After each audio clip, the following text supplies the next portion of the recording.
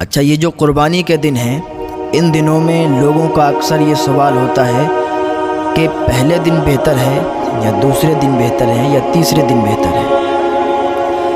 पहले दिन अगर किसी ने कुर्बानी कराई तो उसको ज़्यादा सवाब है, दूसरे दिन अगर किसी ने कराई तो उससे कम है, और तीसरे दिन अगर किसी ने कराई तो फिर उससे कम है। यानी सबसे जो कम सवाब है वो तीसरे दिन में है। तो बेहतर ये है कि पहले दिन कुर्बानी करा लें। लेकिन ऐसा कोई नहीं है कि अगर पहले दिन नहीं हो पाई तो दूसरे दिन बहुत ज़्यादा कम हो गया सवाब, ऐसा भी नहीं है। एक दर्जे होते हैं। नमाज में अगर सफ़ें लगी हुई हैं तो जो पहली सफ़ में है उसको ज़्यादा सवाब है, दूसरी सफ़ में है उससे कम है, तीसरी में उससे कम है। तो इसी तरीके से एक दर्जे होते हैं। ऐसा नहीं है कि अगर दूसरी या तीसरे दिन किसी ने कुर्बानी करा ली तो उसको सवाब बिल्कुल मिलेगा ही नहीं, या थोड़ा बहुत मिलेगा लेकिन एक दर्जे के मुताबिक मिलेगा। पहले दिन कुर्बानी कराएंगे तो ज़्यादा सवाब मिलेगा। शहर में और गांव में कब कुर्बानी की जाए, नमाज से पहले की जाए या नमाज से बाद की जाए? तो देखिए, अगर कोई शहर में रहता है तो शहर वालों को चाहिए कि शहर में जब तक नमाज ईद नहीं होती है तब तक वो कुर्बानी नहीं करा सकते। शहर में नमाज ईद से पहले कुर्बानी नहीं हो सकती है। अब अगर किसी ने नमाज ईद से पहले कुर्बानी कर दी तो कुर्बानी तो हो जाएगी मगर मकरूह होगी। अब देहात वाले जो हैं वो नमाज ईद से पहले करवा सकते हैं, यूँ क्योंकि देहात में नमाज ईद नहीं है।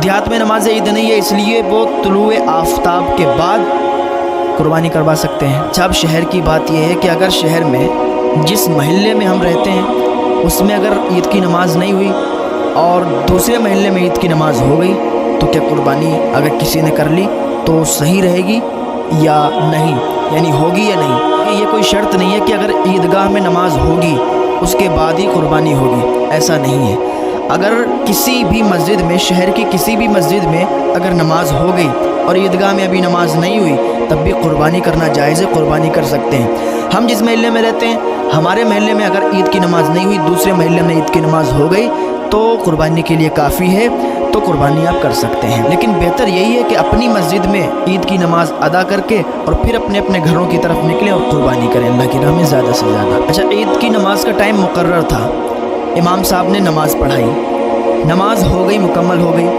नमाज हो गई, इधर किसी ने कुर्बानी कर दी, कुर्बानी हो गई, इधर नमाज भी मुकम्मल हो गई थी, नमाज के बाद ही उन्होंने कुर्बानी की। लेकिन अब मालूम चला कि इमाम साहब ने जो नमाज़ पढ़ाई थी तो उनका तो वज़ू था ही नहीं, वज़ू उनका टूट चुका था, तो बग़ैर वज़ू की हालत में उन्होंने नमाज़ पढ़ाई थी। अब क्या मसला रहेगा? तो मसला ये रहेगा कि इमाम साहब नमाज की इयादा करेंगे, यानी दोबारा नमाज पढ़ाएंगे। अब कुर्बानी का इयादा करना ज़रूरी नहीं, वो कुर्बानी हो जाएगी। देखिए, अगर किसी इंसान ने ये मिन्नत मानी थी कि बकरे पे कुर्बानी करेगा, लेकिन जब कुर्बानी के दिन आए तो उसने ऊँट की कुर्बानी कर दी, या उसने पड्डा को कुर्बान कर दिया, पड्डा या ऊँट को कुर्बान कर दिया, और मिन्नत उसकी थी कि बकरा कुर्बान करेगा, बकरा कुर्बान नहीं किया तो उसकी कुर्बानी होगी या नहीं होगी? तो देखिए, उसकी कुर्बानी हो जाएगी।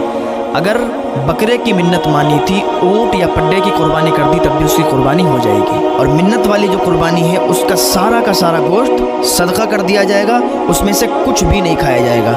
और अगर उसने कुछ खा लिया तो उसकी कीमत वो देगा, उसकी कीमत उसे अदा करनी पड़ेगी। जब कुर्बानी के जानवर 3 किस्म के हैं, ऊँट, बैल, बकरी। ऊँट में भी उसकी किस्म दाखिल है, बैल में भी उसकी सारी किस्म दाखिल है, नर और मादा दोनों दाखिल हैं। बकरी में भी सारी किस्में दाखिल हैं, नर और मादा।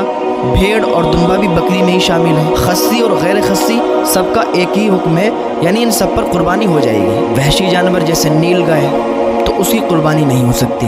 हाँ, वहशी जानवर और घरेलू जानवर से मिलकर जो बच्चा पैदा हुआ है, मसलन हिरन और बकरी से मिलकर जो बच्चा पैदा हुआ है, तो इसमें माँ का शुमार होगा।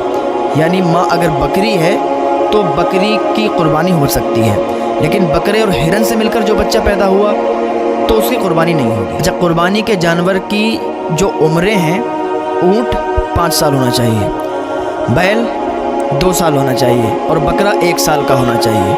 इससे ज़्यादा हो जाए कोई बात नहीं, लेकिन कम नहीं होना चाहिए। अगर कम हो गया तो कुर्बानी नहीं हो सकती, ज़्यादा हो जाए तो कुर्बानी भी हो जाएगी, बल्कि अफजल है। कुर्बानी के जानवर को ऐब से पाक होना चाहिए। अगर सींग थे और टूट गए और मींग तक टूट गए हैं तो कुर्बानी नाजायज़ है। अच्छा, खस्सी जानवर है या गैर खस्सी है, उसकी भी कुर्बानी हो सकती है।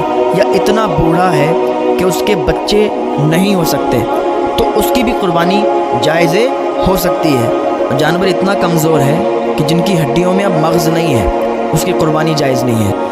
या इतना ज़्यादा लंगड़ा रहा है जानवर, लंगड़ा जानवर है जो कुर्बान गाह तक चल के न जा सकता है, उसकी भी कुर्बानी जायज़ नहीं है। या जिसके दांत नहीं हैं, आजकल तो वीडियो भी वायरल हो रही हैं, लोग नकली दांत लगा रहे हैं। अच्छा, नकली दांत लगा लेंगे तो क्या कुर्बानी जायज़ हो जाएगी?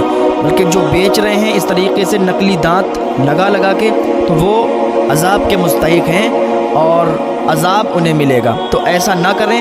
नकली दांत लगाकर पैसे तो हासिल हो जाएंगे, लेकिन अल्लाह के यहाँ मुँह क्या दिखाओगे? हाँ, तो ऐसे काम ना करें जिनमें अल्लाह ताला की गिरफ्त हो। तो जिनके दांत नहीं हैं जानवरों के, वो भी, उनकी भी कुर्बानी नहीं हो सकती। कुर्बानी करने के लिए जब जानवर ख़रीदें तो अच्छे से देख लिया करें, दांत वगैरह सब देख लिया करें। कुर्बानी करते वक्त जानवर उछला कूदा तो ये ऐब हुआ, लेकिन ये ऐब मुज़िर नहीं। यानी कुर्बानी जायज़ है, कुर्बानी कर सकते हैं। या कुर्बानी करने के लिए जा रहे थे और जानवर भाग गया, तो फ़ौरन ही उसको पकड़ लाए और कुर्बानी कर दी, तो कुर्बानी हो जाएगी।